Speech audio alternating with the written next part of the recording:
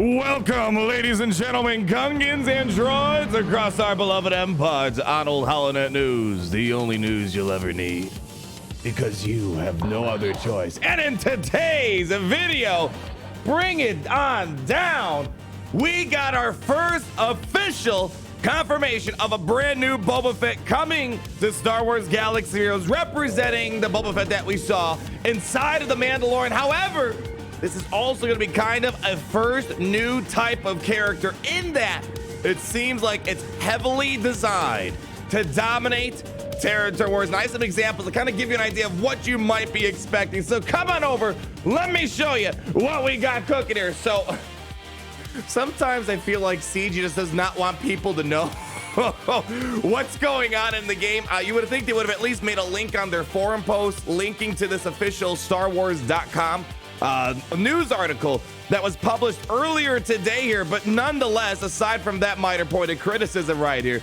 we have the brand new Boba Fett, and man, I just love that name underneath, Scion of Django. And oh honey, look at all of those nice tags.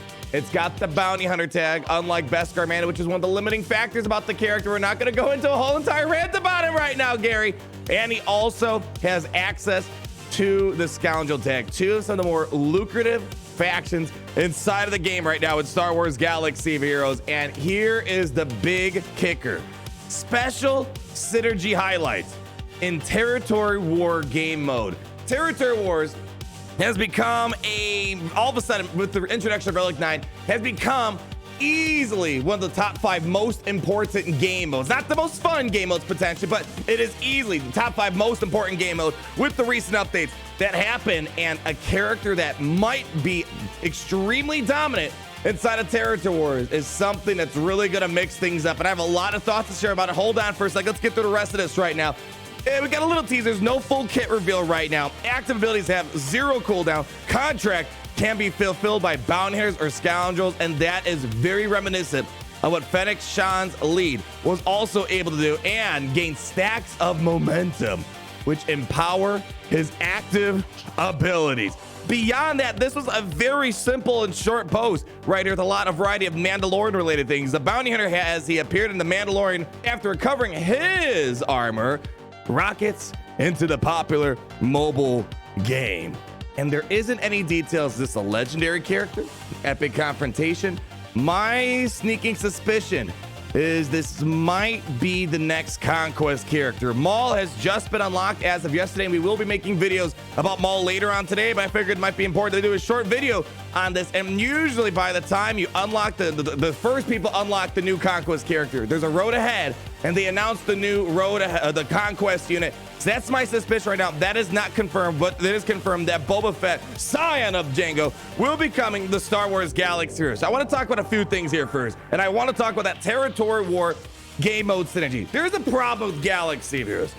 It's not that it necessarily needs more content. I'm always a fan of new content, don't get me wrong, but one of the core problems this game is facing is it's having a hard time keeping current game modes fun and relevant. Look at Grand Arena. They really haven't changed the model since its introduction out there. Territorials, Geonosis, Hoth Territorials hasn't been updated. Just kind of there to just dwindle and rot away. Same thing with the raids. We're kind of facing this issue where I think a lot of the problems would be resolved if they would make certain game modes a bit more popular by just putting a little bit more life into them. And this may or may not be one of those things that help territories be maybe more well received. Because here, come to the game real quick. One of the problems we face in Star Wars Galaxy of Heroes is that if you're not number 1 in Squad Arena or top 20-ish or whatever, and top 25 inside of Grand Arena, we usually don't care about you. That's the problem this game has been facing inside of Galaxy of Heroes. However, if you start designing characters that turn top tier in a certain game mode potentially, all of a sudden, people start caring about characters more than others. And we saw a small glimpse of this way back in the past when Mace Windu would get a temporary Territory War buff where he could literally solo Sith Lords. Back in the day, for whatever reason, CG rolled it back. From what I heard, they got a lot of criticism from the top end players that didn't like these constant changes to useless characters. I was a huge fan of these type of things, but I want to show you another game. This game has been doing it for a very, very long time. Just to show you, we'll get back to Galaxy Heroes, just to show you how this would operate in Marvel Strike Force. This is huge. There are a variety of game modes inside of Marvel Strike Force, and when they design a character They might not be number one inside of the arena, but they might be number one inside of their raids, number one inside of their own territory war mode. And here's a few examples of how it operates. For example, you got Hela here. We have a special clause. If she's on war defense, so territory war defense, they'll sometimes give bonuses if you're on defense in territory wars, or on offense here, you're gonna get a variety of different types of buffs if you're there. But if you're not in territory war defense, this doesn't work at all. So it's making a character not number one in a certain area of the game mode, but number one in other types uses, offense and defense, territory. And Boba Fett might be our first introduction of a character that might have these unique bonuses. I mean, there's a couple of other examples out there. For example, Dakok, really good on territory war defense. Look at all this stuff, if he's being used inside of war.